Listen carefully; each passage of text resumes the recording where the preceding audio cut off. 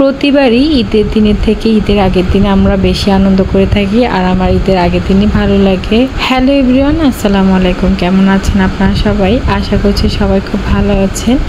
সবাইকে চাঁদ রাতের শুভেচ্ছা জানিয়ে আজকে ভিডিওটি শুরু করছি।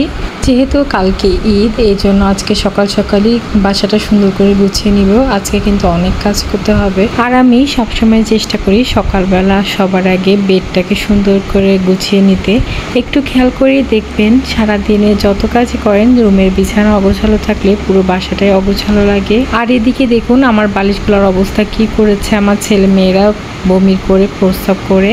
তো ভাবলাম যেহেতু কালকে ঈদ, আজকে সবকিছু ভালো করে ধুয়ে টুয়ে ফেলে এই জন্য কপারগুলো খুলে ছাদে রোদে দিয়ে আসবো বালিশগুলা। আর এদিকে দেখুন কত কাপড় জমে গিয়েছে ধোয়াধুয়ির জন্য, এগুলো সবার আগে ধুয়ে নিব।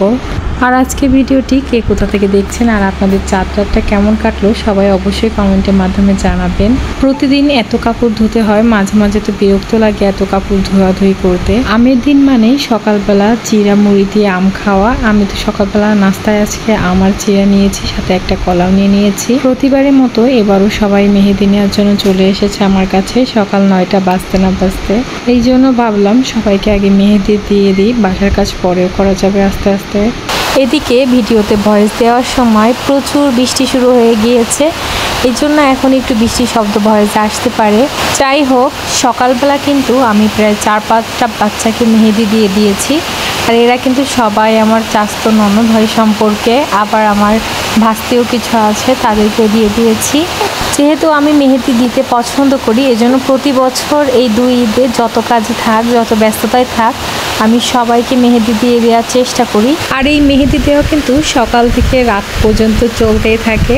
আজকে সারাদিনে যতগুলো মেহেদি ডিজাইন দেখিয়েছি, আপনাদের কাছে কোনটা বেশি ভালো লেগেছে সেটা অবশ্যই কমেন্টের মাধ্যমে জানাবেন। আর আপনাদের কার কেমন চাঁদ রাত কাটলো কমেন্ট করে জানাবেন। যদিও আমার একটু মন খারাপ ছিল, আপনাদের ভাইয়া ঈদের 2 দিন আগে ছুটি শেষ করে চলে গিয়েছে।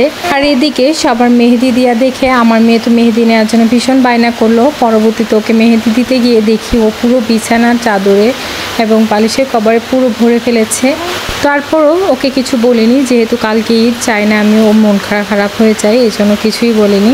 আর এদিকে সন্ধ্যাবেলা সব কাজ শেষ করে কি করব, এই জন্য বসে বসে একটু জাম খাচ্ছিলাম, বোরিং লাগছিল অনেক। সারাদিন হাজারো ব্যস্ততার মাঝে নিজের মেহেদি নেওয়ার টাইম না পাওয়াতে আমি কিন্তু রাত 12টার সময় মেহেদি নিয়েছি। ভেবেছিলাম মেহেদিটা নিব না এবার, তারপর কেন জানি নিলাম, মনে করলাম যে একটু মেহেদিটা নিয়ে তাহলে মন ভালো থাকবে। এই তো এখন বাবুদেরকে ঘুম পাড়িয়ে আমি নিরিবিলি রাত 12টার সময় মেহেদি দিচ্ছিলাম।